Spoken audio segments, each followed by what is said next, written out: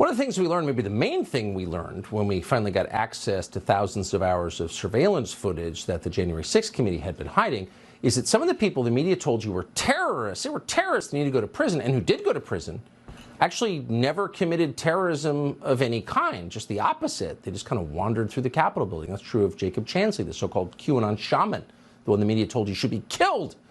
But he's hardly the only one. This is video of a man called Daniel Goodwyn walking through the Capitol through an open door on January 6, 2021 at exactly 3:32 p.m. That is long after the doors were breached. Now, we got this video, the one you're watching now, from the Speaker of the House's office earlier this month.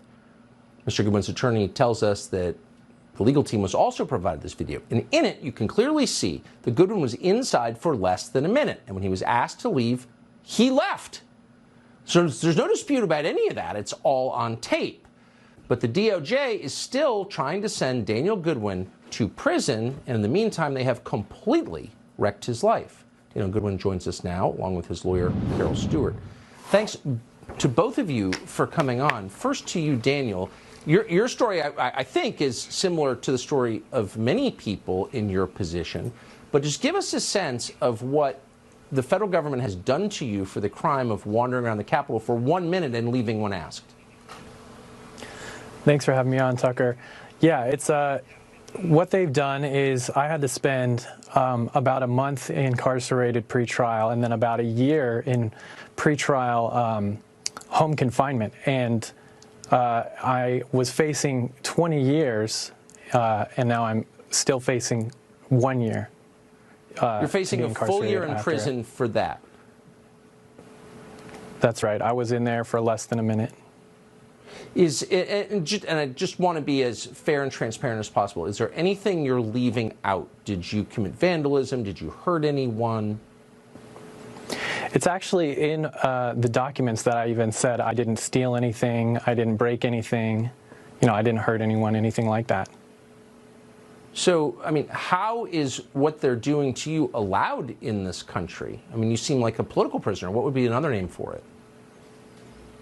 Political hostage, because prisoners have rights, and they've taken many of our rights away as January 6ers.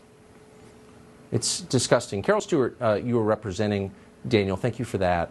How common is this story? I strongly sense that Daniel is not alone in having his life destroyed by the Biden administration for not really doing anything. Yes. Good evening, Tucker. Thanks for having me on. Also, I just want to point out Joe McBride is working on this case, too, and has been helping. Yes, you know him. Yeah, and you know him. So this is very common. The majority of people, and I've read through many cases, have done nothing violent. They've broken nothing. They were there where they believe they had a right to be. No signs, nothing indicated they could not be there. And they are being labeled as domestic terrorists. So this is such an atrocity that I think a lot of people watching, and I just want to say in good faith, we are holding nothing back. We don't know anything that we're not telling you. If you're watching this at home, this is the sum total of the story, as far as we know. How can people help?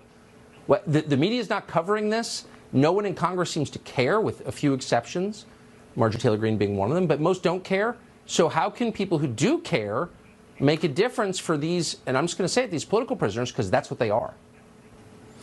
Well, the first thing, of course, is if Kevin McCarthy would release all the footage to all the public.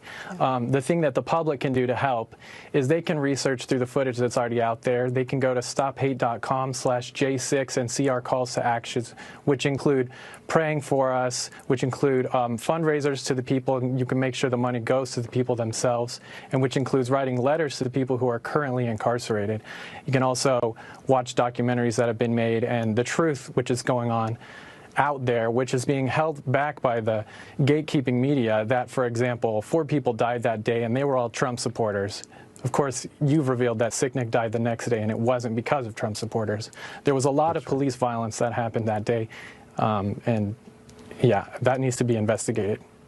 January 6th, I think, is probably second only to the 2020 election as the biggest scam in my lifetime. And you know it is because they become completely hysterical when confronted with any facts that deviate from their lies. So I am grateful, Daniel Goodwyn, that you came on tonight, Carol Stewart, who's representing him, and Godspeed.